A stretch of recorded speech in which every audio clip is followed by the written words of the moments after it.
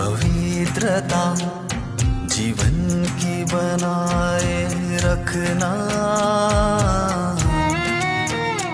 यही धम्म है। इस शिविर में उपस्थित सभी भाइयों और बहनों, आप सभी को मैत्रीपूर्ण जय। शिविर के तीसरे दिन में आज हम प्रवेश कर चुके हैं और कल हमारे शिविर का अंतिम आखिरी दिन है। और जैसा कि आप जानते हैं कि जागृति, अवेयरनेस या स्मृति, इस विषय को अपने अनुभव के आधार पर देखने का, समझने का, जानने का हम प्रयास कर रहे हैं। तो पहले 2 दिन हमने जागृति, स्वयं के प्रति की जागृति देखी और कल हमने दूसरों के प्रति की जागृति, इसका अध्ययन किया। और आज हम तीसरे स्तर की जागृति का जो तीसरा स्तर है, वस्तु मात्र की जागृति, या यूं कहें कि निर्जीव जो चीजें हैं, जो बेजान है, जिनमें जान नहीं, ऐसे वस्तुओं की, ऐसे चीजों के प्रति जागृति कैसे रखें। अभी सुमनताई ने जो गीत प्रस्तुत किया, मुझे भी भा गया वह गीत, काफी अच्छा था। शब्द भी नए थे और गीत भी नया था। और वह गीत हमारा जो विषय है, खासकर आज का विषय वस्तु मात्र के प्रति की जागृति, इस विषय से बहुत करीबी ऐसा वह गीत है। मैं सुन रहा था और वहां के जो भी लफ्ज थे, शब्द थे, वे ऐसे ही थे कि सब कुछ अनित्य कैसा है, किसी बिना बेवजह कोई भी चीज निर्माण नहीं होती, बेवजह कोई नष्ट नहीं होती, तो कारणों के सिवा कुछ भी घटित नहीं होता। और दूसरी उसमें एक अच्छा शब्द था कि हम एक दूसरे पर निर्भर है। हर चीज कारण है तो निश्चित हम निर्भर है, और मनुष्य जाति भी स्वयंभू ऐसा नहीं है। वह अपने आप पर निर्भर नहीं, दूसरों पर निर्भर है, व्यक्तियों पर भी और बाहरी चीजों पर भी। और यही आज के हमारे प्रवचन का आज का विषय है। तो इसके लिए मैं बहुत धन्यवाद देता हूं उनको कि अच्छा गीत उन्होंने प्रस्तुत किया। हमने देखा कि स्मृति, अभी ये जो गीत उन्होंने प्रस्तुत किया उसमें बड़े अच्छे शब्द थे। और धर्म ग्रंथों में जो हम शब्द जो पढ़ते हैं, कई शब्दों का उन्होंने वहां जिक्र किया। कई बार क्या होता है कि हम शब्द तो जान लेते हैं, लेकिन शब्दों के पीछे का अर्थ जानने के दिशा में हम कदम नहीं बढ़ाते। तो शब्द के बाद, जैसे मैंने कल कहा कि परियत्ति का अर्थ है पर्याप्त, या जितनी जरूरत है उतना।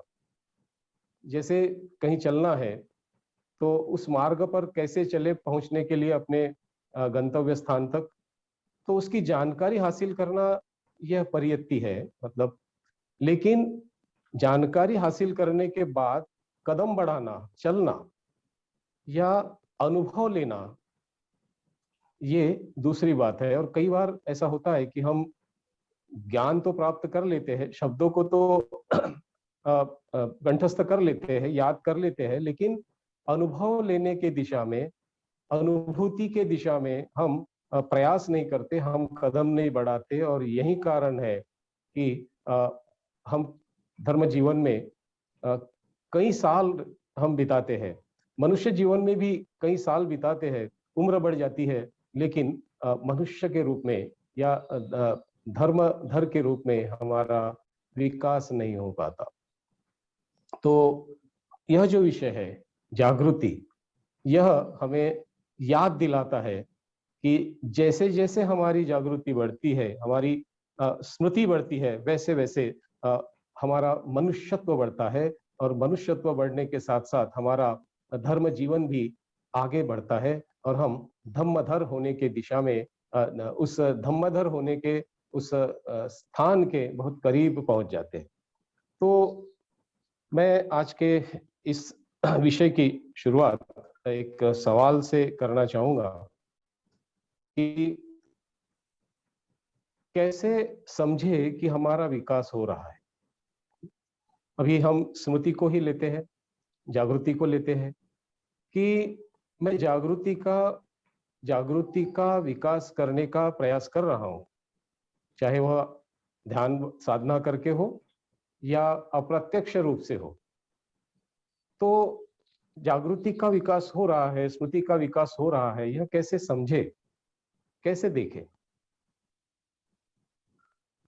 तो पहली बात तो यह है कि दूसरा कोई व्यक्ति आपको पूरी तरह से नहीं परख सकता कि इनमें जागृति का विकास हुआ है। पूरी तरह नहीं, आंशिक तौर पर परख सकता है। वह दिखाई भी पड़ता है, परिवर्तन दिखाई पड़ता है हम में। अगर हम धम्म का आचरण कर रहे हैं, शीलों का आचरण कर रहे हैं, स्मृति का अभ्यास कर रहे हैं, जागृति बढ़ा रहे हैं, तो हमारे बर्ताव में, व्यवहार में परिवर्तन होता है, और वह हमारे सनिध, हमारे संपर्क में आने वाले लोगों को दिखाई भी पड़ता है। लेकिन पूरी तरह केवल हम ही देख सकते हैं क्या हम में विकास हुआ है या नहीं। तो खैर, इसकी कोई थर्मामीटर तो नहीं है, या ऐसी क्या कहते हैं उसको, जैसे बुखार को चेक करते कितना है, या फिर कोई मापदंड है, ऐसा नहीं है। तो स्वयं ही हम इसको देख सकते हैं, और मुझे ऐसा लगता है कि हम हर एक ने, मैंने भी स्वयं को ही देखना चाहिए कि क्या मैं पिछले कई सालों से, कई दिनों से अगर मैं धम्म का आचरण कर रहा हूँ, स्मृति का विकास कर रहा हूँ, तो पहले के मेरे जीवन में और आज के मेरे जीवन में कुछ फर्क पड़ा है।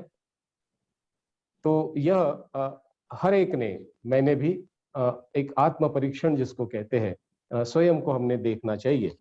तो मैं कुछ चंद बातें बताना चाहूंगा कि स्मृति का और जागृति का विकास होता है। एक्चुअली देखा जाए तो स्मृति का विकास क्रमिक तौर पर होता है। क्रमिक तौर पर हमने कहीं ना कहीं से पहला कदम उठाना ही पड़ता है। जैसे हम एक शहर से दूसरे शहर हमें जाना है, तो हम एक प्रकार से कूद कर नहीं जा सकते।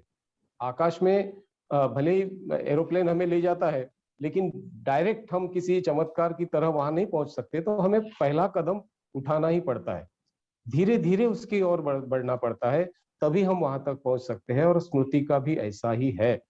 तो यह जो क्रमिक बातें हैं, इसको आप पढ़ सकते हैं, वह हमारा विषय नहीं है। तो बुद्ध और उनका धम्म, इस ग्रंथ में जो तृतीय कांड है, उसमें भाग पहला है, जहां भगवान बुद्ध ने स्मृति का विकास क्रमशः या क्रमिक तौर पर किस प्रकार किया जाता है, इसका बड़ा ही अच्छा उपदेश, इसकी देशना वहां की है। आप अवश्य पढ़ें। एक मोग्गलान नाम का कोई ब्राह्मण जब बुद्ध के समीप आता है और पूछता है कि हम ब्राह्मण जो होते हैं वह क्रमिक तौर पर एक एक स्टेज में हम धीरे धीरे उनको प्रशिक्षित करते हैं। तो बुद्ध को पूछते हैं कि आप अपने शिष्यों को कैसे प्रशिक्षित करते हैं। तो यहाँ बुद्ध उन्हें उस बात को बताते हैं कि सबसे पहले मैं अपने शिष्यों को स्मृति का विकास कैसे करे, जागृति में कैसे जिए, यह क्रमिक तौर पर एक एक स्टेज पर मैं बताता हूँ। तो आप उसको अवश्य पढ़िए। वहाँ बुद्ध ने शिक्षण का जो क्रम है वह बताया है, और किस प्रकार से हम जागृति और स्मृति को बढ़ा सकते हैं वो बताया है। तो मैं कह रहा था कि स्मृति का विकास हो रहा है या नहीं, मैं जागरूक हो रहा हूँ या नहीं, इसको कैसे देखे, कैसे परखे। तो उसके कुछ गुण है, उसके कुछ लक्षण है। हालांकि बहुत सारे लक्षण है, लेकिन कुछ लक्षण है। तो उसमें पहली बात है कि हमारी जो फिजिकल मूवमेंट है, या हमारी जो शरीर की गतिविधियां है, हलचल है, पैर हिलाने से लेकर हाथ हिलाने तक, बैठने तक, और पूरे शरीर की जो हलचल है वह धीमी हो जाती है। उसमें जो गति है, तेजी है, वह धीरे धीरे कम होती है। और हम बहुत ही, अगर हाथ भी हिलाना रहा तो बहुत स्मृति पूर्वक हम हिलाते हैं। हम चलते भी हैं तो बहुत तेज नहीं चलते, दौड़ धूप नहीं करते, तो बहुत ही शांति से चलते हैं। हाँ? तो यह एक जो शारीरिक तौर पर हमारी जो हलचल है, हमारी जो मूवमेंट है, वह धीरे धीरे धीरे धीरे बहुत ही शांत होती है। उसमें स्थिरता आती है। तो हमारे भीतर भी मन भी स्थिर होता है, शांत होता है। तो एक प्रकार की शांति हमारे दिलो दिमाग में, हमारे शरीर से भी वह झलकती है। और एक बात है कि हम एकाग्र होते हैं, कॉन्सेंट्रेट होते हैं। आपने देखा होगा कि कई बार मेरे साथ भी ऐसा होता है कि अगर मैं बाहर के बहुत सारे काम करके आया हूं और दिमाग में, मन में अगर बहुत सारी बातें चलती रही, और मैं पट से अगर बुद्ध वंदना या त्रिशरण पंचशील को अगर मैं कहने जा रहा हूं, तो मैं चूक कर लेता हूं, मेरी गलती होती है। क्यों? क्योंकि मन भटका है, मन में कई विचार है, कई जगह वह खोया हुआ है। मैं स्थिर नहीं हूं, मैं एकाग्र नहीं हो पाता। लेकिन स्मृति का सराहना आप करते हैं तो चाहे कितने भी काम करें, कितनी भी दौड़ धूप करें, आप हर काम को बड़ी एकाग्रता से करते हैं। और जैसे ही एक काम खत्म हुआ, दूसरा काम अगर हाथ में लेते हैं तो सारी एकाग्रता वहां चली जाती है, और फिर वह काम बहुत सुंदर होता है, बहुत क्या कहते हैं उसको, परिपूर्ण होता है। तो यह जो बात है कि हमारी एकाग्रता बढ़ती है। और आप देखा होगा कि कहीं जो गीत भी गाते हैं हम, जैसे यहाँ गीत गाए, तो गीत गाते समय भले ही हमारे सामने वो किताब, एक कागज होता है लिखा हुआ, लेकिन अगर हम एकाग्र नहीं रहे तो हम वहां चूक करते हैं, गलती करते हैं। तो स्मृति का विकास हो रहा है, इसका मतलब हम किसी भी काम में, चाहे वह खाना बनाना हो, चाहे पढ़ना हो, चाहे लिखना हो, चाहे कविता करना हो, चाहे गाड़ी चलाना हो, हर काम में हम एकाग्र होते। हम एकाग्र है ऐसा नहीं है, नहीं है ऐसा नहीं है, लेकिन हमारी अभी की जो एकाग्रता है वह बहुत ही ऊपरी तौर पर होती है, बिखरी हुई होती है।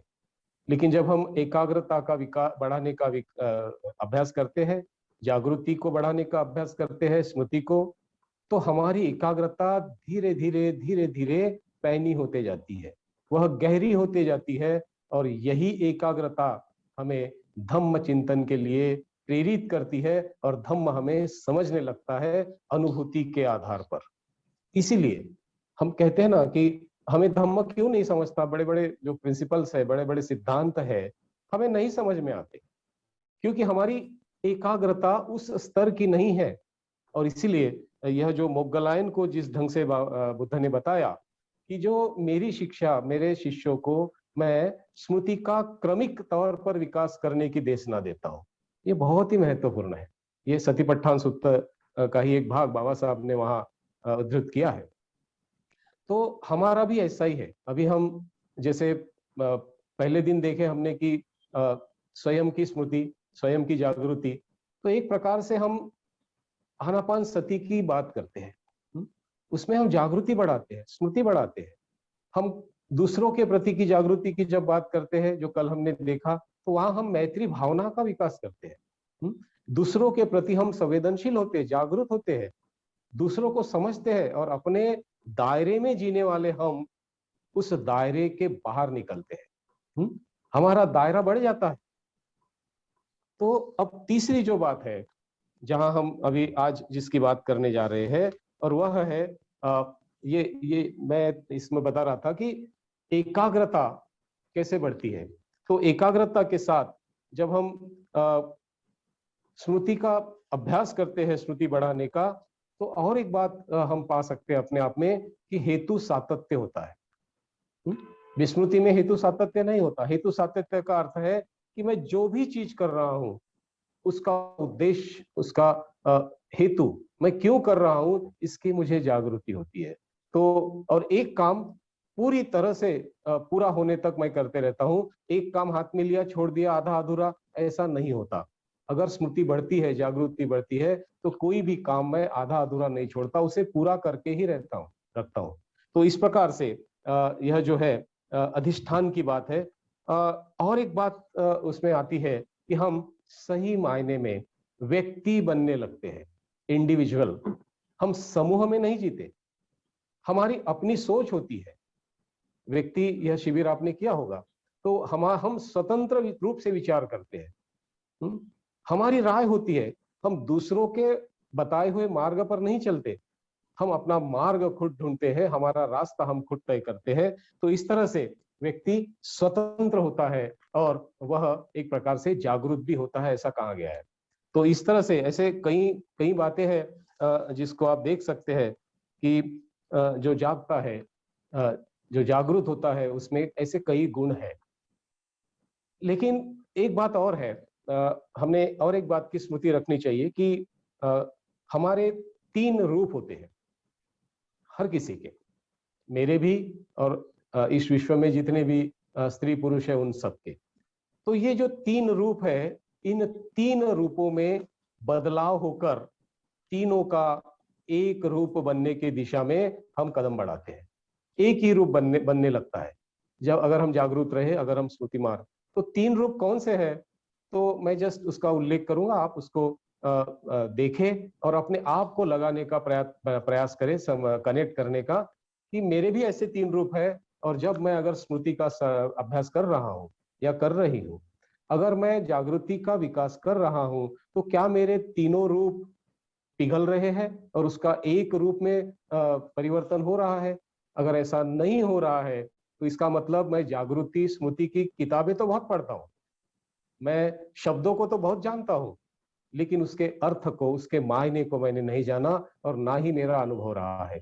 तो अनुभव लेने के लिए यह अपने आप को देखना बहुत जरूरी है। एक प्रकार से यूं कहें कि स्मृति या जागृति का अभ्यास, यह एक प्रकार से आईना है जो हमें दिखाता है कि मैं क्या हूं। तो 3 रूपों में हम जीते हैं। यूं कहें कि 3 प्रकार के जो मास्क है, अभी कोरोना में हम मास्क लगाते हैं ना, ये मास्क नहीं, मुखौटे जिसको कह सकते हैं। तो हम 3 प्रकार के मुखौटों में या 3 प्रकार के हमारे रूपों में हम जीते रहते हैं। पहला रूप है एक ऐसा रूप कि जो हमारे परिवार वालों को पता होता है कि हम क्या है असल में। परिवार वाले खूब जानते हैं कि ये असल में व्यक्ति क्या है। दूसरा हमारा एक रूप होता है कि जो हमारे समाज जो है, हमारे मित्र है या परिवार के बाहर के लोग हैं, वे जानते हैं कि ये असल में कैसा है। और एक तीसरा भी रूप होता है कि जो परिवार भी नहीं जानता और समाज भी नहीं जानता, वो केवल हम जानते हैं असल में क्या है, और वह छिपा के रखते हैं। तो हमें देखना है, अगर हमें अनुभव करना है धम्म का, अगर हमको विकसित होना है, तो इन तीनों रूपों को हमने पहचानना चाहिए। और तीनों रूपों का विघटन होकर एक रूप हम कैसे बने, और वह रहेगा व्यक्ति का रूप, असल व्यक्ति जिसको कहते हैं, सच्चा व्यक्ति कहते हैं। और इसमें स्मृति हमें बहुत बहुत ऐसी सहायता करती है। तो आइए अब हम स्मृति के दिशा में बढ़ते हैं। मैंने एक बात यहाँ कही कि स्मृति के या जागृति का विकास होने के जो लाभ होते हैं, उन लाभ को भी आप देखें। जो फायदे होते हैं, तो कुछ फायदे हैं जो मैं गिनाता हूँ, अपने अनुभव के आधार पर आप भी उसको देख सकते हैं। तो पहला जो उसका लाभ है, वह है कि हम संतुलित जीवन जीते हैं, किसी सिरे में नहीं जाते।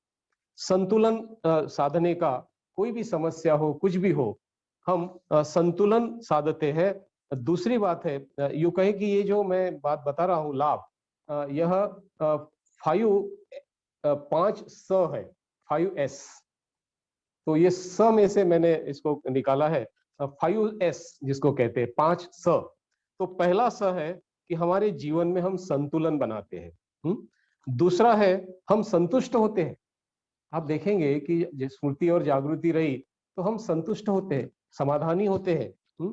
और तीसरी बात है कि हमारा जो भी काम रहेगा उसमें सुंदरता दिखाई पड़ती, उसमें सौंदर्य आता है, सुंदरता आती है। वो ऐसा क्या कहते हैं उसको कि बहका हुआ या जिसको ये कहते हैं कि बिखरा हुआ हमारा कोई भी काम नहीं होता। तो उसमें एक प्रकार से सिमेट्रिक जो बात होती है, सिमेट्रिकल होता है, सौंदर्यता आती है। क्यों? कि स्मृति और जागृति से सौंदर्य दृष्टि निर्माण होती है। और एक चौथी बात है कि हम में सुख निर्माण होता है। आप देखेंगे कि जागृति और स्मृति का विकास होने से हम सुखी होने लगते हैं, दुख कमजोर हो जाता है। और पांचवी बात है, हमें सहनशीलता निर्माण होती है, सहनशील होते हैं हम। इन 5 गुणों को अगर आप देखते हैं कि ये विकसित हो रहा है, तो समझ लीजिए कि आप स्मृति के अभ्यास में, जागृति के विकास में बहुत सही दिशा में आगे बढ़ रहे हैं, भले ही थोड़े प्रमाण में हो। तो इस तरह से स्मृति का जो अर्थ है, मैंने अभी बताने की कोशिश की। हमने 2 दिन पहले स्मृति की एक परिभाषा भी देखी थी। तो स्मृति का फिर उद्देश्य क्या है? स्मृति का आखिर अंत में उद्देश्य क्या है? जैसे मैंने कहा कि स्मृति या धर्म जीवन यह क्रमिक तौर पर आगे बढ़ता है, स्टेप बाय स्टेप। लेकिन उसका अंतिम उद्देश्य क्या है, तो जिसका मैं जिक्र आज करूंगा। और इसके बारे में कल जब हम देखेंगे कि धर्म के प्रति जागृति या सत्यता के प्रति जागृति, तो उसमें इसका विस्तृत वर्णन हम देखने का प्रयास करेंगे। तो अपने कर्म का निर्माण करता, यानी मेरा जो कर्म है, मेरी जो क्या कहते हैं उसको, एक्शन है मेरी स्वयं की, तो अपने स्वयं के कर्म का निर्माण करता और उसके परिणामों का भोगता मैं स्वयं ही हूं।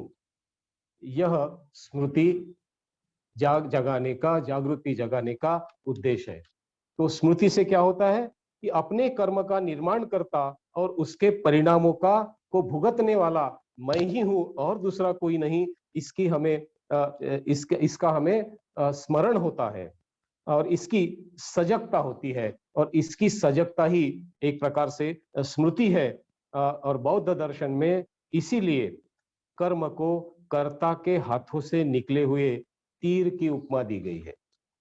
यही कारण है कि स्मृति बौद्ध दर्शन में क्या है कि जो कर्म है, जो एक्शन है हमारी कायिक, वाचिक और मन की, उसे कर्ता मतलब जो कृति करता है, जैसे मैं हूं, तो मेरी कृति जो है मैंने ही की, तो कृति जो है वह कर्ता के हाथों से निकले हुए तीर की तरह है। और वह एक बार निकल गई तो निकल गई। अगर अच्छी वाणी से मैंने किसी को बात की तो अच्छे ही परिणाम हो गए, गलत वाणी है मेरी तो गलत ही परिणाम हो गए। तो कृति अगर सही है तो सही परिणाम हो गए, ये इसका अर्थ है।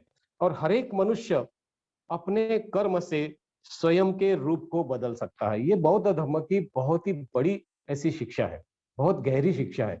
बाकी किसी धर्म में ऐसा नहीं कहा गया है कि आप अपने कर्म को और अपने भविष्य को आप बदल सकते हैं। क्या कहा गया? आपके भविष्य को आप नहीं बदल सकते, बदलने वाली शक्ति ईश्वर है और कोई है, बस आपको उसे प्रसन्न करना है। लेकिन बौद्ध धर्म में ऐसा है, अत्तदीप भव। तो यह जो है कि अपने कर्म से, यानी अपने कर्म से मैं अपने आप को बदल सकता हूं। अच्छे कर्म है तो मैं अच्छा बनूंगा, बुरे कर्म है तो मैं बुरा बनूंगा और जीवन को नया आकार दे सकता हूं। यह बहुत बड़ी बात बौद्ध धर्म में की है कि मैं अपने कर्मों से अपने आप को बदल सकता हूं। मैं चाहूं तो मैं बुरा बन सकता हूं, मैं चाहूं तो अच्छा बन सकता हूं। लेकिन ऐसा नहीं होता और इसकी एक ही वजह है, वह है स्मृति का अभाव। और उसी को हम जानने का, पहचानने का प्रयास कर रहे हैं। मैं अभी एक टर्की, तुर्कस्तान के कुछ सीरियल्स आते हैं, तो हम लोग कभी कभी उसको देखते हैं। ये दूसरों के प्रति की जागृति का जो सवाल है, जैसे मैंने कहा कि धीरे धीरे हम जागृति को बढ़ाते हैं, तो पहले स्वयं के प्रति, फिर दूसरों के प्रति, और इस तरह से हम वस्तु मात्र के प्रति की भी जागृति बढ़ाते हैं। तो दूसरों के प्रति की जो जागृति है वह हमें नहीं होती।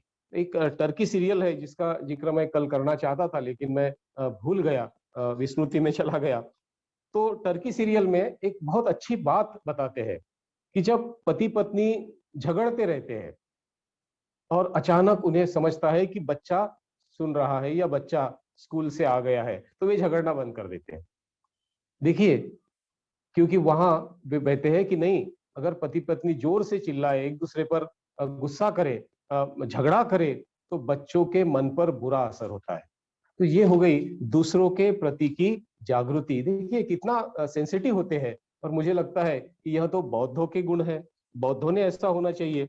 और इस तरह से हम अ, स्मृति को केवल शब्दों के रूप में ना देखते हुए, जागृति को केवल शब्द ना समझते हुए, वह जीने की कला के रूप में हम स्वीकार करें, वह एक उसका अनुभव ले। संरक्षित जी अपने व्हाट इज द धम्मा, यह एक इनका बड़ा ग्रंथ है, व्हाट इज धम्मा, धम्म क्या है। उसमें 2 लाइन में बहुत ही सटीक, बहुत ही गहरी बात संरक्षित करते हैं। वे कहते हैं कि there are no higher teachings, there are no higher teachings but only deeper realisations. मतलब कोई भी शिक्षा बौद्ध धर्म की ऊंची या नीची नहीं है, बस सवाल है उसको गहराई से समझने की। कई बार क्या होता है, हम टीचिंग्स तो सीख लेते हैं, लेकिन उसको गहराई में समझने का, उसका अनुभव लेने का, रियलाइजेशन बंदे कहते हैं, डीपर रियलाइजेशन, गहराई से अनुभूति लेने की बात है, और वहीं हम कम पढ़ते हैं। अगर वहां हम आगे बढ़ते तो मुझे लगता है कि सही मायने में हम स्मृति को अपने जीवन में उतार सकते हैं, जागृति का हम विकास कर सकते हैं। तो आइए अब हम देखते हैं तीसरे प्रकार की जागृति, जिसे वस्तु मात्र की जागृति रखना कहते हैं। अभी वस्तु मात्र की या बाहरी चीजों की, बेजान चीजों की, जिनमें जान नहीं है, तो यूं समझिए कि मनुष्य और प्राणियों को छोड़कर जो चीजें हैं उसे हम बेजान कहते हैं। तो आपको एक मन में सवाल भी आया होगा, मेरे मन में आया था पहले जब मैं नया नया था, कि स्वयं की जागृति तक ठीक है, रखना भी चाहिए, दूसरों की भी जागृति रखनी चाहिए ताकि उनसे अच्छा व्यवहार कर सके। अब ये बाहरी जो चीजें हैं, इनकी जागृति रखने की क्या आवश्यकता है? क्या फर्क पड़ता है नहीं रखे जागृति तो? ये सवाल है, और मुझे लगता है कि इसी सवाल में इसका उत्तर भी छिपा हुआ है।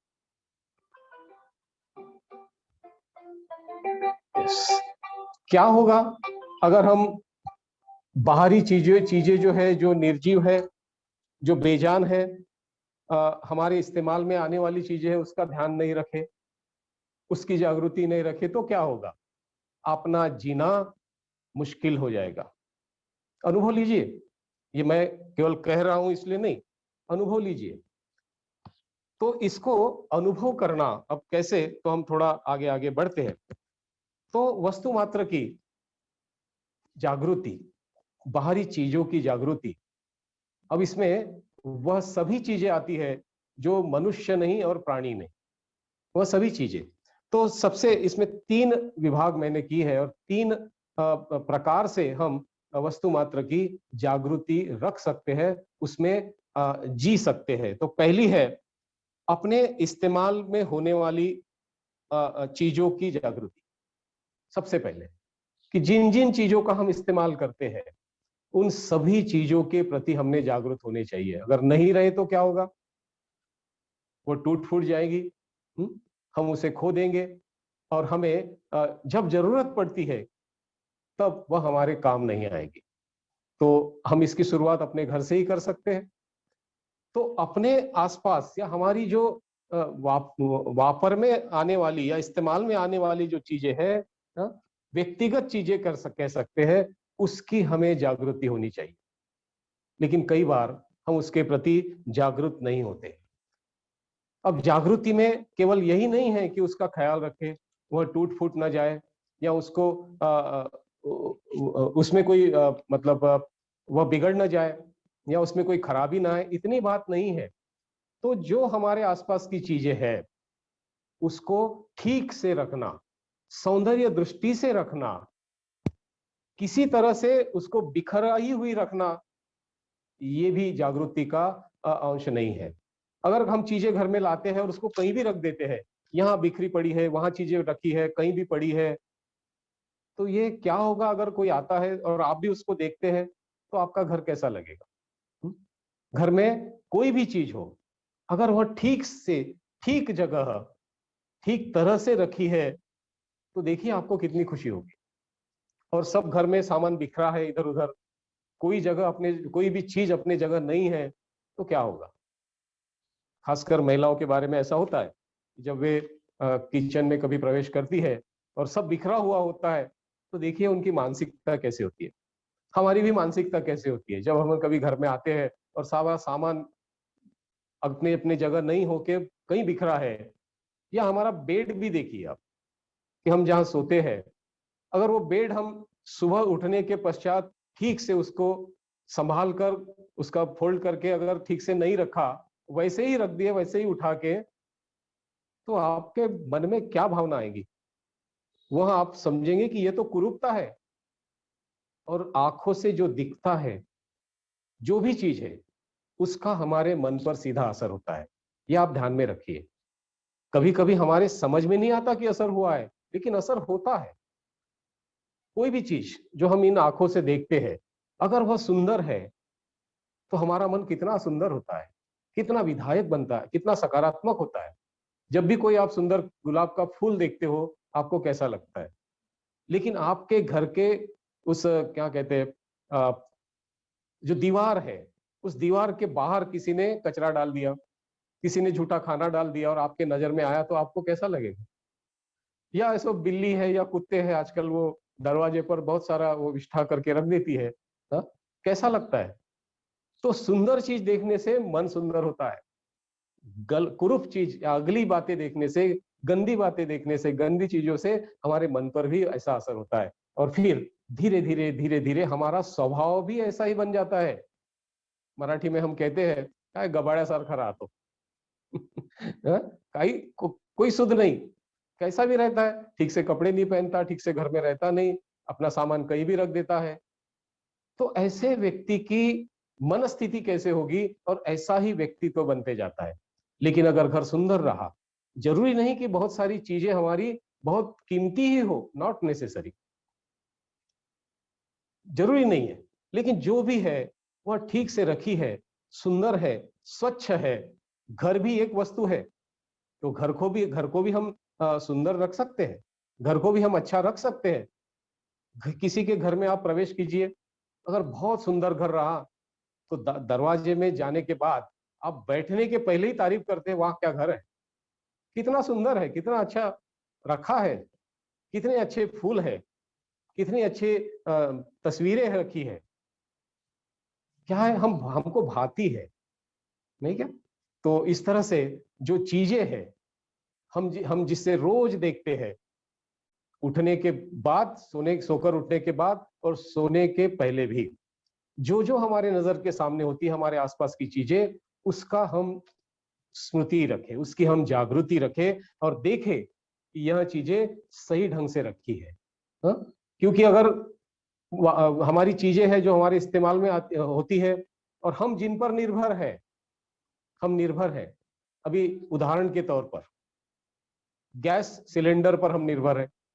गैस सिलेंडर खत्म हुआ तो कितनी आफत आती है, दौड़ धूप करना पड़ता है। अचानक हुआ तो नंबर नहीं लगाए और गैस नहीं आई, दूसरा सिलेंडर नहीं रहा, तो हम, अगर हमें, मैं उदाहरण दे रहा हूं लेकिन आप बाकी चीजों का भी इसको ले सकते हैं, तो हम इस चीज का, इस वस्तु का कैसे ध्यान रखें?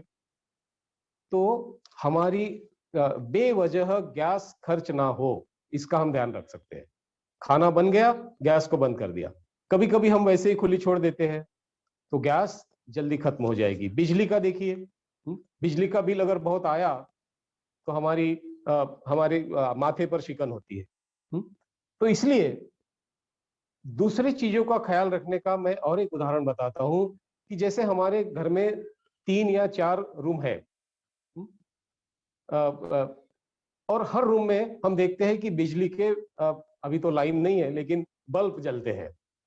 कई बार क्या होता है, हम स्मृति में नहीं रहते, स्मृतिमान नहीं, जागरूक नहीं रहते, तो ऐसे रूम में जहां कोई बैठा ही नहीं है वहां पंखा चालू होता है, या ऐसे ही रूम में जहां बिजली की आवश्यकता नहीं है, कोई नहीं है, लेकिन बल्ब चालू होता है। अब उसके पैसे तो आपको ही देने पड़ेंगे, ठीक है। तो भले ही कुछ बिगड़ता नहीं, लेकिन हमने यहाँ बहुत सतर्क रहना चाहिए।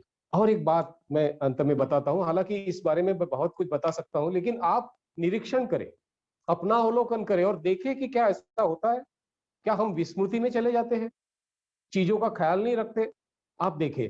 तीसरी बात है, मैं कई बार जब घर से निकलता हूं या किसी के घर में भी जाता हूं, तो जो पीने के पानी का नल है बहते रहता है, बहते रहता है। हालांकि मैं जब किसी एक व्यक्ति को पूछा कि भाई ये नल बह रहा है, आप उसको वो ये लगा दीजिए जिसको टैप कहते हैं, तो कहने लगा नहीं नहीं, वो हमारा ऐसा ही लिया हुआ है, उसमें मीटर है ही नहीं, हमको तो बिल आता ही नहीं। कितनी असंवेदनशीलता है, देखो बिजली आ गई, अच्छी बात करेगा, हे ठेवून द्या आता। भले ही आपको उसका पानी का बिल नहीं आ रहा है, भले ही आपने मीटर नहीं लिया है, सार्वजनिक है, लेकिन पानी तो बह रहा है। तो पानी यह भी एक वस्तु है, द्रव रूप में है, तो उसका भी हम ख्याल रखें कि ऐसा पानी ना बहे, वेस्ट ना हो।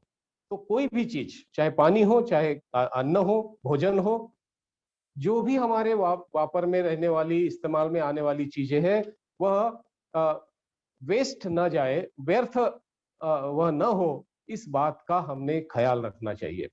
और फिर धीरे धीरे बढ़ते बढ़ते हम अगर और आगे बढ़ते हैं, तो हम पैसों के तरफ भी आते हैं कि हमारे पैसों का हम व्यर्थ खर्च ना करें, फिजूल खर्ची जिसको कहते हैं।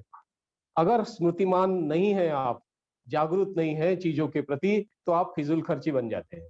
और धीरे धीरे ये इतनी आदत लगती है कि फिजूल खर्ची होना ये हमारा स्वभाव बन जाता है।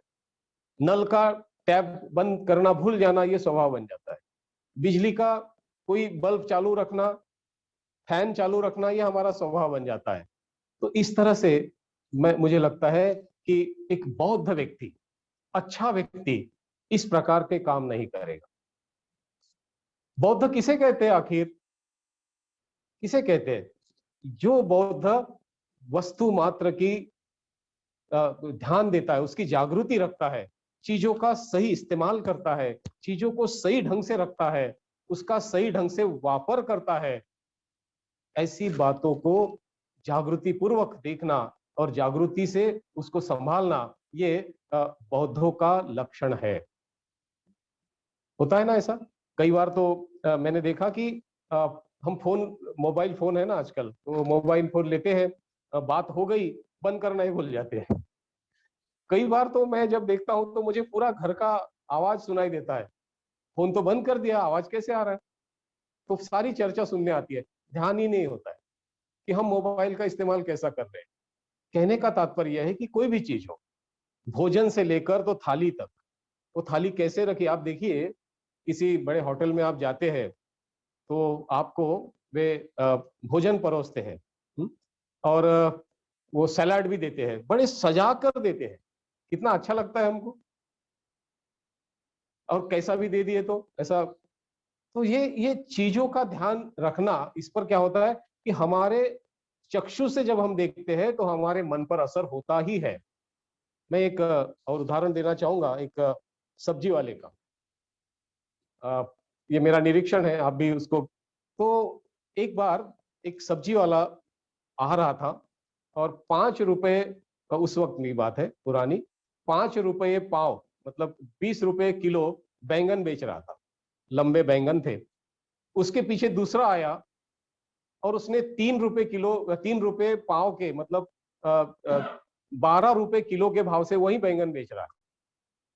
लेकिन मैंने देखा कि लोग वो 20 रुपए किलो जो बेच रहा है, महंगे थे लेकिन उससे खरीद रहे, और जो वही बैंगन जो 12 रुपए में बेच रहा था, हार्डली 1-2 लोग ही वहां गए होंगे। अब क्या वजह थी? तो जिसने भी बैंगन 20 रुपए किलो बेच रहा था, उसने बहुत ही अच्छे से सजा के रखा था, एक के ऊपर एक, अपने वो हाथ ठेले पर। और जो 12 रुपए किलो बेच रहा था, उसने सीधा उंडेल दिया था और वैसे ही बेच रहा था। तो लोगों को लगा कि ये कितने ठीक से रखे हैं, कितनी सुंदरता है। देखिए ऑटोमेटिक लोग खींचे चले जाते हैं, उनको लगा कि ये अच्छे हैं, इसकी क्वालिटी अच्छी होगी, और ये जो एक एक उसने जो एक उंडेल कर रख दिया है, नहीं ये थोड़े से जरा सड़े हो सकते हैं, गंदे हो सकते हैं।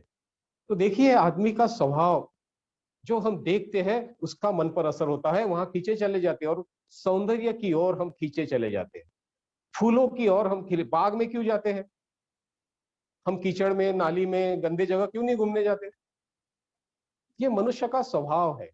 तो इसलिए हमारे आसपास की चीजें, हमारा घर में अगर कोई पेड़ पौधे हैं तो उसका भी हम ख्याल रखें, उसको भी हम ठीक से रखें। खैर इसके बारे में और बहुत कुछ बोला जा सकता है, तो आप इस पर चिंतन करें, और आप अपने आसपास की चीजों को कैसे देखते हैं, कैसे रखते हैं जागृति से, इसका ध्यान रखें। अ, एक बात और बताना चाहता हूं कि जो आंखों से देखते हैं या जो भी कर्म है, उसके परिणाम मन पर होते हैं। हुँ? ये कैसे? तो मैं एक रूपक के रूप में बताना चाहूंगा कि अ, कीचड़ से अगर हम चलकर आए और हमारे पैरों में मिट्टी लग गई, कीचड़ लग गया, या कोई रंग लग गया, या कोई मिट्टी हो या और कोई चीज हो हमारे पैर को अगर लग गई, और हम अगर चलते आए तो हम चले जाते हैं, लेकिन हमारे पैर के जो निशान है वो वहां मिट्टी के रूप में, कीचड़ के रूप में वो फर्श पर रखते हैं। तो क्या हुआ, हमारे कर्म हुए, उसके वो हमें दिखते हैं। लेकिन अगर आपके पैर को कुछ भी नहीं लगा हो और आप खुले पैर, नंगे पैर चल रहे हो, भले ही दिखता नहीं लेकिन वहां उसके निशान आते ही है ना। किसी ग्लास को पकड़िए आप, आपके हाथों के अंगुलियों के निशान वहां चले जाते हैं, दिखते नहीं, तो वो फिर पुलिस वाले जो है ना, वो ऐसा एक बड़ा क्या कहते हैं, मिरर लेकर, उसको एक भिंग लेकर ऐसा देखते रहते हैं। तो हमारे कर्म के कुछ परिणाम हमें तत्काल दिखते हैं, लेकिन लेकिन कुछ परिणाम ऐसे होते हैं जो नजर नहीं आते। इसका मतलब ये नहीं है कि उसका असर नहीं होता। तो जो भी चीज हम देखते हैं उसका असर मन पटल पर होता ही है, होता ही है। वो कभी गहरा होता है, कभी हमारे समझ में नहीं आता, और इसलिए हमने जो भी हमारी चीजें हैं हमारे इस्तेमाल आने वाली, उसका हमने व्यक्तिगत रूप में उसकी स्मृति रखे, उसकी जागृति रखे। और जब आप ऐसा करेंगे तो आप पाएंगे कि इसी कारण आप भी बदल रहे हैं। आप में भी एक अलग सौंदर्य दृष्टि निर्माण हो रही है, आप भी अच्छे इंसान बन रहे हैं। देखिए वो भले ही बेजान चीजें हैं, लेकिन वह भी हमें सहायता करती है अच्छा बनने में, मदद करती है। इसलिए हम यूं कहें कि हम निर्भर हैं उन चीजों पर। अगर वो जरूरत की चीजें नहीं रही, नहीं मिली, तो हमारा जीना मुश्किल हो जाएगा, दुख में पड़ जाएंगे। इसलिए वह जो गीत सुमन ताई ने कहा कि हम निर्भर हैं, परावलंबी है, केवल व्यक्तियों पर ही नहीं, तो हम बेजान चीजों पर भी निर्भर होते हैं। और इसलिए उन बेजान चीजों का जो हमारे इस्तेमाल में आती है, उनका हम ध्यान रखें, उसको संभाल कर रखें, उनकी केयर करें और उसके प्रति जागरूक रहे। तो ये वस्तु मात्र की जागृति के दिशा में यह पहला कदम है। दूसरी जो बात है वह है पब्लिक प्रॉपर्टी या सार्वजनिक संपत्ति, जिसको कहते हैं कि जो मेरे मालकियत की नहीं है, जो मेरे, जिसका मैं स्वामी नहीं हूं। ऐसी कई चीजें हैं जिसका हमने ध्यान रखना चाहिए, लेकिन हम नहीं रखते। मेरी थोड़ी है, कभी ध्यान नहीं रखते। और इसके कई उदाहरण, कई बातें आप देख सकते हैं। तो ऐसे व्यक्ति को हम बौद्ध कैसे कहें, जागरूक कैसे कहें? बुद्ध को देखें, जागरूक व्यक्ति कहते हैं। क्यों? इसीलिए कि वे हर चीज का ध्यान रखते थे, अपना भी, दूसरों का भी और चीजों का भी। बौद्ध भिक्षुओं की तरफ आप देखते हैं तो बौद्ध भिक्षुओं ने इन तीनों प्रकार की जागृति में अपना जीवन बिताया है। तो इस तरह से हम पब्लिक प्रॉपर्टी कह सकते हैं, या जो चीजें हमारे स्वामित्व की नहीं है, हमारे पोजीशन में नहीं है, या हमारे मालकियत की नहीं है, उसको हम उसके प्रति हम जागृति रख सकते हैं।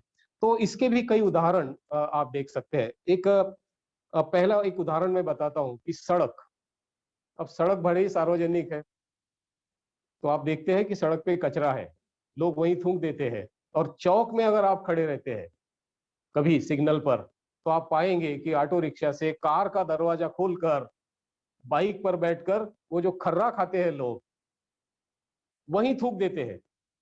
कि अच्छा लगता है क्या? वो अगर थूकता है तो जो देखने वाले पर क्या असर होता है? खैर उस पर नहीं होता, वो तो अजागरूक है। तो ये दूसरों का भी ख्याल नहीं रखते। और आप देखेंगे कि सारी सड़क, अभी कभी कभी सुबह मैं पहले थोड़ा घूमने निकलता था सड़क पर, तो मुझे नीचे देख कर चलना पड़ता था। लोग वहीं थूक के रखते थे तो इतनी गंदी कि अपना पैर कहीं ना पड़ जाए। तो इस तरह से जो बाहरी चीजें हैं, इसको कहते हैं हम डिसिप्लिन, अनुशासन। तो बौद्ध व्यक्ति, अगर आप स्मृति का सराव करते हैं, अगर आप जागृति का विकास करते हैं, तो बौद्ध व्यक्ति अनुशासन का पालन करता करता है। वह अपने आप को अनुशासित करता है। और अनुशासित तभी कर सकता है जब हम स्मृतिमान रहे, जब हम में जागृति रहे। तो इस तरह से ऐसी कई चीजें हैं।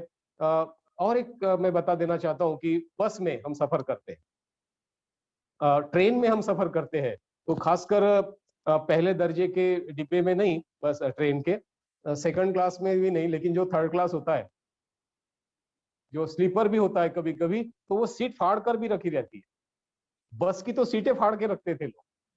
पहले तो एक जमाना ऐसा था, अभी तो कम हो गया है, थिएटर में, टॉकीज में ये हमने देखा है।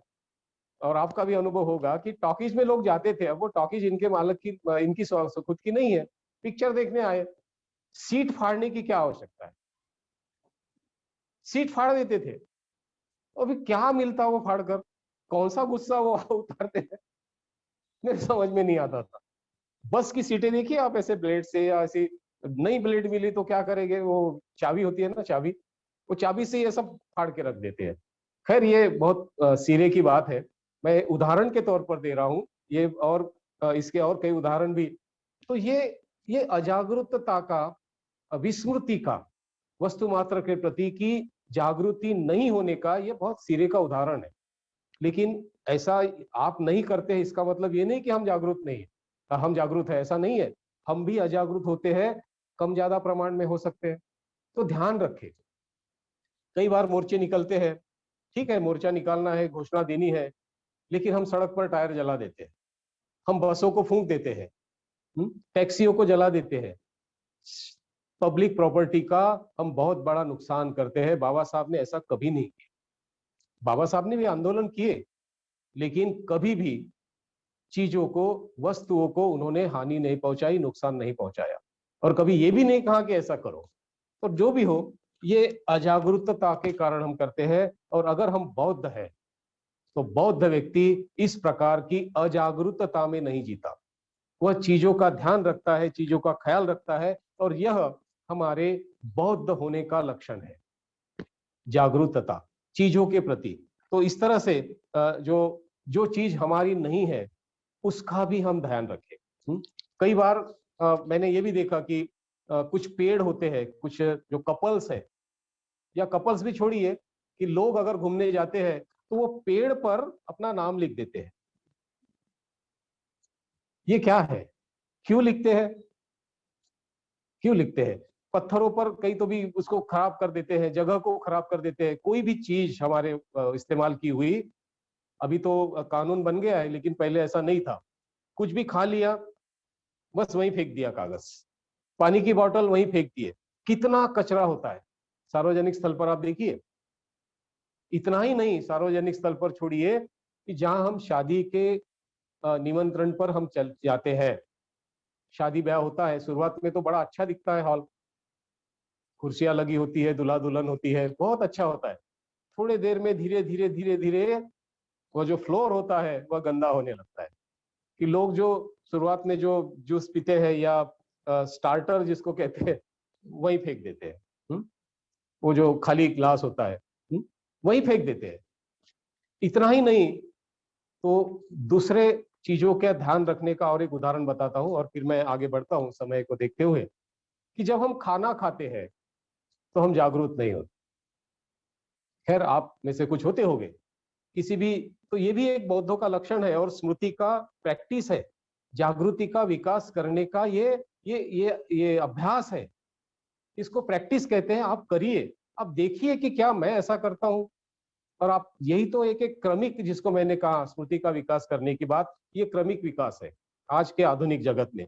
तो हम शादी लगने के पहले ही कभी कभी अगर शादी में देर हुई तो हम खाना खाने चले जाते हैं, और शादी लेट लगी और फिर तब तक खाना नहीं तैयार हुआ, वो ढक कर रख देते हैं। और वो भी सोचते हैं कि जब तक शादी नहीं लगती इन खाने का इंतजाम, मतलब खाने का प्रारंभ नहीं करेंगे। अब शादी लेट लगी और जैसे लगी, जैसे ही अपना धर्म पालन गाथा हो गई, बस उसके पहले ही हम वो खाने के उस जो टेबल सजाए होते हैं वहां दौड़ पड़ते हैं। अब दौड़ पड़ते हैं तो कितनी अजागरूकता होती है, देखे आप। ना लाइन में लगते, और जो लाइन में लगे उनको छोड़ के लोग बीच में घुस जाते हैं। वो थाली ऐसा ले लेते हैं। इतना ही नहीं, तो खाने के चीजों के प्रति भी जागरूकता नहीं होती, और जितना कभी कभी तो वो थाली में समाता भी नहीं, नीचे गिरता है, इतना ज्यादा ले लेते हैं और कहीं भी बैठ जाते हैं, नीचे भी गिरा देते हैं। वो ये नहीं देखते कि कोई आएगा तो वो कहां से लेगा। देखिए, अजागरूकता का ये कितना बड़ा उदाहरण है। मैं तो कभी कभी सोचता हूँ कि ये कैसे होता है इतनी अजागरूकता। हम सब में है, मुझ में भी है। बस इसी को तो बदलना है, और ये बदलना ही तो बौद्ध होना है, यह बदलना ही तो विकसित होना है। अगर हम नहीं बदलेंगे, 10 साल पहले जैसे थे, चाहे कितना भी हम नमो तस्स भगवतो कहे, कितना भी हम उपवास उपवास पकड़े, कितने भी हम पूर्णिमाओं को उपवास पकड़े, अगर हम बदलते नहीं है हमारी आदतों को, हम जागरूक नहीं होते, हम सजग नहीं होते, स्मृतिमान नहीं होते, तो कोई फर्क नहीं पड़ेगा। हम जैसे थे वैसे ही रहेंगे। और धर्म जीवन में ऐसा ही होता है। हम 10 साल पहले थे वैसे ही रहते हैं, हम बदलते नहीं। हमारी वाणी, हमारी काया की कृति, हमारे मन के विचार वैसे ही होते हैं। तो ये खाने की जो चीजें हैं, यह इसका बहुत सटीक उदाहरण है कि हम जागरूक नहीं होते। कई बार आपने देखा होगा कि पहले मैं जैसे कहा कि मैं सुबह घूमने जाता था, मॉर्निंग वॉक में निकलता था, तो मैंने देखा कि कुछ महिलाएं, वो घर का दरवाजा तो बंद है, तो वो फाटक, वो जो दीवार होती है उस पे चढ़कर दूसरों के घर के फूल तोड़ते हैं। सूरज अभी उगना बाकी है, सूर्योदय अभी नहीं हुआ, फूल तो निकल गए, वो फूल तोड़ते और थैली में डाल देते। एक महिला से मैंने पूछा कि ताई आप ये क्या कर रही है, आपका घर है क्या? तो कहने लगी नहीं, मेरा घर नहीं है, मैं फूल तोड़ रही हूँ। तो आपका नहीं तो आप क्यों तोड़ रही? पूछा क्या उनको? तो नहीं, भगवान को चढ़ाना है। अब इतने सारे, वो मुझे लगा कि वो बेचते थे, चढ़ाते नहीं थे, क्योंकि थैली भर गई थी। ये अजागरूकता का कितना बड़ा लक्षण है। खैर, हम भी ऐसा करते हैं। फूल रात को खिलते हैं, सुबह राह देखते हैं कि मैं सूरज को देखूंगा, लेकिन सूरज उगने से पहले ही, फूलों का और सूरज का मिलन होने के पहले ही हम उन फूलों को तोड़ देते हैं। फूल पेड़ पर ही सुंदर लगते हैं। मुझे तो सही बताऊं, मुझे फूल को तोड़ना अच्छा नहीं लगता, मैं कभी नहीं तोड़ता। हम्म? भले ही जो फूल तोड़े हैं गिर गए हैं नीचे, वो उठाकर, मेरे घर में भी हम देखते हैं कि वो फूलों को जब गिरते हैं तभी हम उसको उठाकर मतलब बाबा साहब को या बुद्ध की प्रतिमा के समक्ष रखते हैं। तो हम सौंदर्य कहाँ, एक भी फूल नहीं दिखता। अगर आप 7 बजे के बाद चले जाइए, किसी पेड़ पर फूल नहीं दिखेगा। तो ये अजागरूकता का लक्षण है। तो चीजों के प्रति की जागरूकता, यह ऐसा कहते हैं कि अगर आप जागरूक होते हैं वस्तु मात्र के प्रति, खैर कई उदाहरण आप देख सकते हैं, कई उदाहरण आप ले सकते हैं कि क्या मेरा स्वभाव ऐसा है, हम देखें अपने आप को, और कितना जरूरी है वस्तु मात्र की इस जागृति को रखना। तो एक उदाहरण बताता हूं मैं आपको। नामदेव नाम के एक संत हुए हैं महाराष्ट्र में।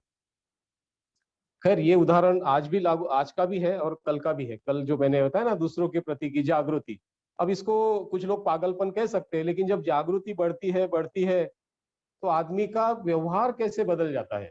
तो ये नामदेव का एक उदाहरण मैं बताता हूँ। एक बार ऐसा कहते हैं, ये लिखा हुआ है कि उनके घर में सूखी रोटी थी, और एक कुत्ता आता है और वो सूखी रोटी उठाकर भाग जाता है। तो नामदेव क्या करते हैं? नामदेव एक जो कटोरी है, जिसको मराठी में हम वाटी कहते हैं, घी की कटोरी लेकर उसके पीछे भागता है। क्यों भागता है? अरे वो सूखी रोटी थी, कैसा खाएगा, कम से कम घी में डुबो कर तो खा सकता है। ये दूसरों के प्रति की जागृति का बहुत ही एक सीरा है। चक्रधर स्वामी को देखिए। अच्छा, ये नामदेव की जगह मैं होता, हम रहते तो क्या करते? अब मराठी में वाटी कहते हैं ना, तो वो वाटी लेकर भागा, हम लाठी लेकर भागते कि मेरी सूखी रोटी लेकर भागा। भगवान चक्रधर, खैर अभी उसकी भी हिस्ट्री बहुत विकृत कर दी गई है। मैं तो ऐसा कहता हूँ कि बहुत सारे बोधिसत्वों के गुण उनमें थे, बाद में उसको हिंदूकरण कर दिया गया। उनके बड़े बड़े बाल थे, मैंने ये उदाहरण कई बार दिया है। तो जैसे महिलाओं के बाल होते हैं ना कमर तक, ऐसे उनके बड़े बड़े बाल थे, खुले रहते थे और वो चलते थे। तो आज की तरह पहले ये नहीं था ऐसे, पहले बहुत सारी झाड़ियां, बहुत सारे जंगल। तो एक बार वो ऐसी झाड़ियों से जंगल से गुजर रहे थे, तो हवा का एक झोंका आया और उनके बाल उन झाड़ियों में फंस गए। हम होते तो क्या करते? वो झाड़ को तोड़ देते, काट डालते और अपने बाल खोलकर आगे चले जाते। चक्रधर स्वामी वहीं खड़े रहे जब तक कि हवा का दूसरा झोंका नहीं आता और वह जो बाल है जो उसमें अटक गए थे पेड़ पौधों में, वो खुद खुद ब खुद नहीं हट जाते, निकल जाते। तब तक वे वहीं खड़े रहे। 1 घंटा हो गया, 2 घंटा हो गया। क्या है? वस्तु मात्र की जागृति, कि पेड़ को भी अच्छा रखना चाहिए, उसके भी मैं पत्ते तोड़ू, उसको भी फूल तोड़ू, उसकी भी टहनी तोड़ू तो दर्द होगा। लेकिन हम ऐसा नहीं करते, हम जागृति नहीं रखते। खैर ये एक सिरे की जागृति हो गई। हमें उस लेवल तक पहुंचने में कभी समय लगेगा, लेकिन हम शुरुआत तो कर सकते हैं, कहीं से तो प्रारंभ कर सकते हैं। और यह भी एक बौद्धों का बड़ा ही अच्छा गुण है। तो इस तरह से पब्लिक प्रॉपर्टी जो है, या जो मेरी नहीं है, ऐसी भी जो संपत्ति है, अब हर हर चीज को आप देख सकते हैं, उसको मैं गंदा ना करूं, उसको मैं खराब ना करूं, उसको मैं ना बिगाड़ूं, उसको कुरूप ना बनाऊं, या उसको कोई नुकसान न पहुंचाऊं, इसका हमें ध्यान रखना चाहिए। तो मुझे उम्मीद है कि आप वस्तु मात्र की इस जागृति को समझेंगे और जागृति का विकास करेंगे। और अंत में तीसरी प्रकार की जो जागृति है वस्तु मात्र की इसमें, और वह है सृष्टि की जागृति, प्रकृति की जागृति। खैर मैंने चक्रधर स्वामी का उदाहरण तो दे दिया है। तो इसमें हम देख सकते हैं कि सृष्टि जिस पर हम निर्भर हैं, हम सृष्टि पर निर्भर है ना। बिना निर्भरता से हमारा जीवन बहुत ही मुश्किल में पड़ जाएगा, दुष्कर हो जाएगा। तो इसलिए सृष्टि का भी हमने ध्यान रखना चाहिए। अब ये पर्यावरण की बात आती है। देखिए बौद्ध धर्म कितना विशाल है, कितना गहरा है। वस्तु मात्र के प्रति, सृष्टि के प्रति भी वह जागरूक बनाता है लोगों को। और आज हम देख रहे हैं आधुनिक जगत में कि पर्यावरण और सृष्टि के प्रति हमारी अजागरूकता, आज उसके परिणाम हम भुगत रहे हैं। समूचे विश्व के मानव आज उसके परिणाम भुगत रहे हैं। कभी भी बारिश होती है, कभी भी धूप आती है, कभी भी ज्यादा ठंड पड़ती है, बर्फ पिघल रहे हैं, और जो कार्बन है वह बढ़ रहा है, ऑक्सीजन कम हो रहा है। क्यों हो रहा है यह? हमारी अजागरूकता के कारण, मनुष्य के अजागरूकता के कारण। और बौद्ध धर्म में इसका ध्यान रखा गया है। तो जो बौद्ध है, जो जागृति का विकास करता है, उसने इन सृष्टि को, प्रकृति की ओर ध्यान देना चाहिए, ताकि मेरे किसी कर्म से प्रकृति पर बुरा असर ना पड़े, पर्यावरण पर कोई बुरा असर ना पड़े। इसलिए बौद्ध व्यक्ति, जागरूक व्यक्ति क्या करता है? कोई भी ऐसा कर्म नहीं करता जिससे जल प्रदूषण हो, पानी खराब हो, पानी गंदा हो, कभी नहीं करता। और इसलिए बौद्धों के जो त्योहार है ना, आप देखेंगे पूरे बौद्ध राष्ट्र में भी आप जाइए, किसी भी बौद्ध राष्ट्र में एक भी त्योहार पर्यावरण को नुकसान पहुंचाने वाला नहीं है। एक भी त्योहार पानी को गंदा करने वाला या पानी में प्रदूषण करने वाला नहीं है, एयर पोल्यूशन करने वाला नहीं है, ध्वनि प्रदूषण करने वाला नहीं है। आप देखेंगे ये बौद्धों का गुण है, बौद्धों के लक्षण। और हम ऐसे ही होने चाहिए कि हमारी कृति से कोई भी जल, चाहे नदी का हो, तालाब का हो, कुएं का हो, पानी प्रदूषित नहीं हो, ऐसी कृति हमारी होनी चाहिए। लेकिन बाकी धर्मों में आप देखते हैं कोई चिंता नहीं है, कोई जागृति नहीं, कोई संवेदनशीलता नहीं। कितने नदियां आज गंदी हो गई है, पीने के लायक तक पानी नहीं है। क्यों हुआ ऐसा? अजागृति के कारण। बौद्ध व्यक्ति ऐसा नहीं करता। अभी ये हमारे नागपुर में एक तालाब है, शुक्रवारी तालाब। जब वहां गणपति विसर्जन होता है तो क्या क्या नहीं होता। और गणपति विसर्जन के बाद दूसरे तीसरे दिन आप देखते हैं तो तालाब के किनारे हजारों मरी हुई मछलियां आपको दिखेगी। ऑक्सीजन लेवल कम हो गई, मर गई। अजागरूकता के कारण क्या होता है? तो धर्म पहले, बाद में बाकी चीजें, ऐसा है। बौद्ध धर्म उल्टा है। धर्म काय के लिए है? इन चीजों को सही सलामत रखने के लिए। तो पहले सृष्टि का ख्याल रखता है बौद्ध धर्म, यही सिखाता है। और यह पानी का प्रदूषण होता है, हवा का प्रदूषण देखिए कितना है। अभी कोरोना के काल में बड़ी शुद्ध हवा मिलती थी, ऐसा कहते हैं लोग। वो यूं कहते हैं कि हिमालय का जो शिखर है एवरेस्ट, वह भी बड़ी दूर से स्पष्ट दिखता था। एयर पोल्यूशन कम हो गया था, गाड़ियां बंद थी, पेट्रोल की गाड़ियां बंद थी, डीजल की गाड़ियां बंद थी, लोगों का आना जाना बंद था। और जैसे ही चालू हुआ, क्या हुआ? फिर से एयर पोल्यूशन हो गया। तो हवा के प्रदूषण, हवा जिससे प्रदूषित हो, ऐसी कोई भी अजागरूकता की कृति बौद्ध व्यक्ति नहीं करता। फिर उसमें पटाखे भी आ गए। मैं तो ये कहूंगा कि किसी भी बौद्ध ने पटाखे नहीं फोड़ने चाहिए। एयर पोल्यूशन होता है, आप दिवाली के समय में देखिए, बाहर निकलना मुश्किल हो जाता है, बड़े बूढ़ों को भी और हमको भी। सांस नहीं ले पाते, कितनी सारी फेफड़ों की बीमारियां हो जाती है। तो ये पूरे विश्व में चल रहा है। तो इस तरह से अगर हम जागरूक रहते हैं तो हम, वायु प्रदूषण होता है, एयर पोल्यूशन जिससे होता है, ऐसी कोई भी कृति हम नहीं करेंगे, उससे विरत रहेंगे। ये हमारा शील है। और यही शील हमारी स्मृति को बढ़ाएगा, यही हमारी जागृति को बढ़ाएगा। क्यों? कि हम निर्भर है। मैंने पहले ही कहा कि इतने बड़े ब्रह्मांड में, इतने बड़े सृष्टि में आप कहीं भी नहीं है, कहीं भी नहीं। सुई के नोक टोक के बराबर भी आपका अस्तित्व नहीं है, आपका वजूद नहीं है। फिर भी मैं अहंकार में जीता हूं, मैं हूं। कुछ भी नहीं है, आज है, कल छोड़ देना पड़ेगा, सब कुछ छोड़ के जाना पड़ेगा, मेरा कुछ नहीं है। तो इस तरह से मैं निर्भर हूं हवा पर, पानी पर, है ना? पानी पर भी निर्भर हूं। गंदा पानी मिलेगा तो मैं बीमार पड़ जाऊंगा। वैसे गंदी हवा अगर मैं लेता हूं, हर पल मैं हवा पर निर्भर हूं, फिर भी हवा का मैंने कृतज्ञ होना चाहिए कि ये हवा अगर बाहर नहीं होती तो मैं एक पल भी जिंदा नहीं रह सकता। तो फिर इस हवा को मैं कैसे रखूं? मैंने शुद्ध रखना चाहिए। ये बौद्धों की जागृति है, ये संवेदनशीलता है। तो ये संवेदनशीलता हमारे, खैर दूसरे लोग भले ही करें, शल्यक सूत्र का उल्लेख किया था कि भले दूसरे लोग बुरा बर्ताव करें, मैं अच्छा बर्ताव करूंगा। भले दूसरे लोग एयर पोल्यूशन करें, मैं एयर पोल्यूशन नहीं करूंगा, मैं पटाखे नहीं फोड़ूंगा। ठीक है ना? तो इस तरह से हमने आचरण करना चाहिए, तब हम में बदलाव होगा। नहीं तो हम कितना भी पूजा पाठ करें, कितने भी मंत्र चैंटिंग करें, कितने भी गाथाएं करें, परिवर्तन नहीं होगा। तो इस तरह से पानी का हमने ध्यान रखना चाहिए मोटे तौर पर, हवा का ध्यान रखना चाहिए। और तीसरी बात है, हमने ध्वनि, आवाज, एयर पोल्यूशन से भी दूर रहना चाहिए। एयर पोल्यूशन, अभी इस पर एक स्वतंत्र ऐसा एक व्याख्यान हो सकता है एयर पोल्यूशन पर। आवाज, तो बौद्ध राष्ट्र जो है, आप जापान में अगर जाते हैं तो लोग बहुत धीरे बोलते हैं। एयर पोल्यूशन हुआ तो वो टालते हैं। ये बौद्ध पूरे वर्ल्ड में जापान एक ऐसा आदर्श राष्ट्र है, देश है, कि जहां एयर पोल्यूशन, वायु पोल्यूशन और जल प्रदूषण बहुत ही कम है, बहुत कम है। तो आवाज भी वहां, तो गाड़ियों को वो हॉर्न भी नहीं देते, और हमारे यहाँ बेवजह हॉर्न बजते रहते, बेवजह। पूरी खुली सड़क है, कोई फोर व्हीलर चला रहा है तो बजाते ही चले जाता।